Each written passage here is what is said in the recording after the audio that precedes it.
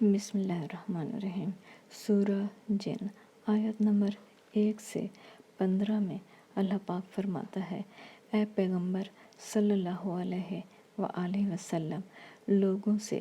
کہہ دو کہ میرے پاس وحی آئی ہے کہ جنوں کی ایک جماعت نے اس کتاب کو سنا تو کہنے لگے کہ ہم نے ایک عجیب قرآن سنا جو بھلائی کا رستہ بتاتا ہے، سو ہم اس پر ایمان لے آئے اور ہم اپنے پروردگار کے ساتھ کسی کو شریک نہیں بنائیں گے، اور یہ کہ ہمارے پروردگار کی عظمت شان بہت بڑی ہے، وہ نہ بیوی رکھتا ہے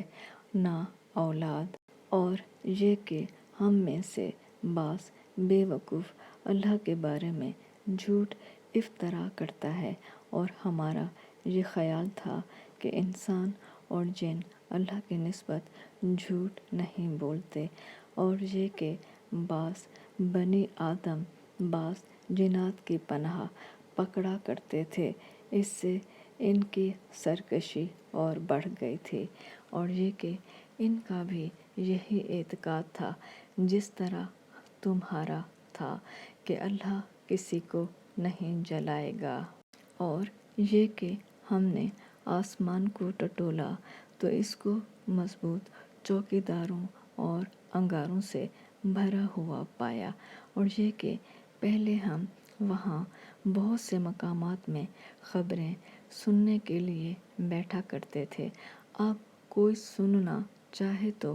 اپنے لیے انگارہ تیار پائے، اور یہ کہ ہمیں معلوم نہیں کہ اس سے اہل زمین کے حق میں برائی مقصود ہے یا ان کے پروردگار نے ان کی بھلائی کا ارادہ فرمایا ہے، اور یہ کہ ہم میں کوئی نیک ہے اور کوئی اور طرح کے، ہمارے کئی طرح کے مذہب ہیں، اور یہ کہ ہم نے یقین کر لیا ہے کہ ہم زمین میں خواہ کہیں ہوں اللہ کو ہرا نہیں سکتے اور نہ بھاگ کر اس کو تھکا سکتے ہیں،